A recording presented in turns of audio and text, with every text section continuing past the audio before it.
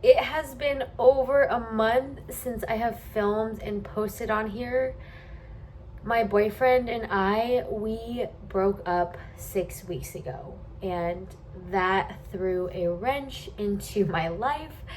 I was in California and I moved back to Arizona, which is where I am originally from. And I'm currently staying with my parents, which is why the walls are pink and green. So I put a temporary pause on filming due to all the life circumstances and changes. But I am back and I'm so excited to be here with you. Filming is where I thrive, it's where I shine, it's where I feel my best. The energy that I give out to you comes back to me, and that is why I love filming, because when I'm so passionate and I'm talking about what I love, it just lights my fire. It lights my fire. Today, we are talking about how I've been able to maintain my fitness goals since I have been back at home with my parents, where there's a lot more treats and sugar and foods that I don't normally eat. And I have only been going to the gym once a week, if not once every 2 weeks. Whereas previously, I was working out 6 to 7 times a week. Big change, yet I've still been able to maintain my physique. I do want to preface by saying I am a nutrition and fitness coach. I talk about this all day, every day. I am a master and expert at these habits. Most people who would go through a big life change, if they're not already a nutrition fitness coach or an expert at this, it's going to be a bit more of a struggle, and that's okay. Take into context the fact that I am a nutrition and fitness coach.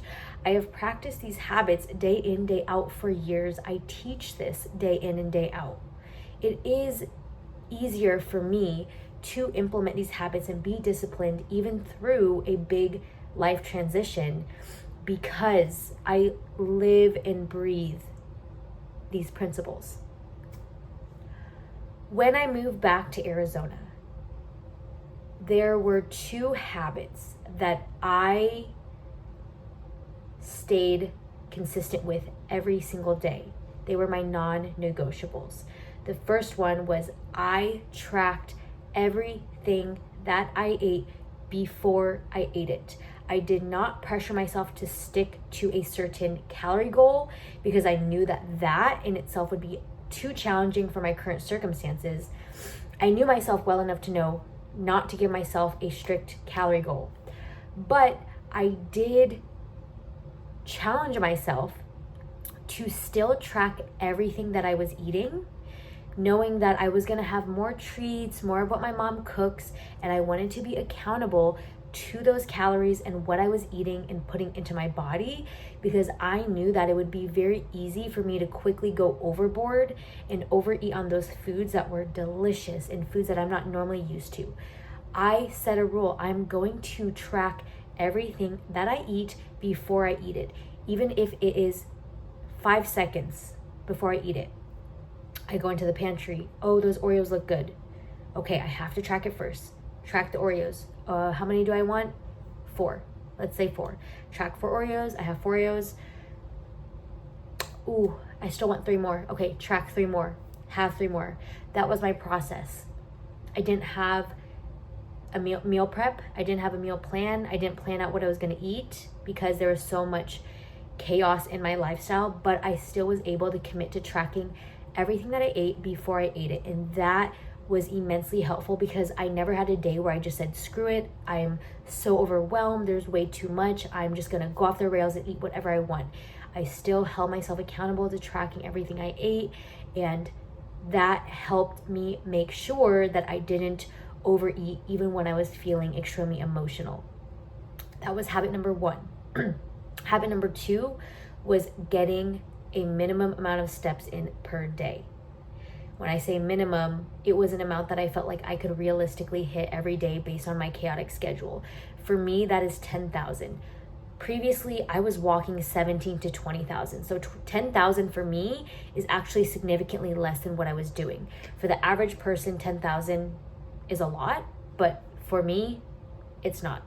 Even on the most chaotic days, even when I am driving from California to Arizona and I'm in the car for 6 hours, I know for a fact that I can still hit 10,000 steps easily because I dedicate time in the morning and at night to walk my dogs, and I have a walking pad as well that I can also utilize. So I know that without a doubt I can hit 10,000 steps. So I made sure to pay attention to my steps, to get in my walks no matter what, no matter how I felt, no matter how busy I was, because I know that makes me feel good and healthy and energized and motivated to make healthier food choices. I didn't pressure myself to stick to a workout schedule to go to the gym. That I felt like was too challenging with my circumstances, but the walking I knew that I could do. Tracking my food intake and hitting my step goal, those are the two things that help me maintain my lean physique. Because at the end of the day, maintaining your weight comes down to calories in, how much you're eating, versus calories out, how many calories you're expending. So walking helped take care of my calorie expenditure. Tracking helped me take care of my calorie intake. I didn't have a set calorie goal to hit, but I knew that if I tracked, it would naturally help me control my calorie intake compared to if I didn't track at all. If you are going through a big life circumstance, if you are going through a big life transition, a breakup as well perhaps, set goals that you genuinely feel are achievable. Don't say, screw it, I'm not going to try at all. Still set goals, still push yourself, but to a level that doesn't feel overwhelming. If you're going through a really big life period, that goal can be very small. It could be making sure you go outside every morning and walk around the block for 5 minutes. You're still pushing yourself because you probably don't feel like doing that, but it's not so big, so high, like trying to do a 2-hour workout that feels so overwhelming, and you're essentially just setting yourself up for failure. I have some clients that feel like trying to track everything they eat, that actually feels overwhelming to them. Doesn't for me, but it does for them. So in that case, I tell them, okay, what you can do is have a glass of water before you eat a snack or a meal, because what that does is it helps them pause before they grab the snack. It helps them stay hydrated, and it also helps them feel physically full, so they naturally have less room to eat the other things that they're craving, and that naturally helps them control their calorie intake better. Having a glass of water before you eat a snack or a meal, that is something that is very easy to do, even in the busy of circumstances. And that could be a habit that you implement if you're in a busy season of your life. But I want to bring that example to show you that you don't have to do exactly what I do, but you want to set a goal that feels realistic and doable for you, that helps you control your calorie intake and also helps you get up and get moving and burn some extra calories. I hope that you found this video helpful. I am so excited to be back. Life is a whirlwind, but I am just opening my arms to all of the changes. I embrace everything that life has for me, the ups and the downs. We don't shy away from any obstacles, from any challenges. We're here, we are ready to go, and we are in this together.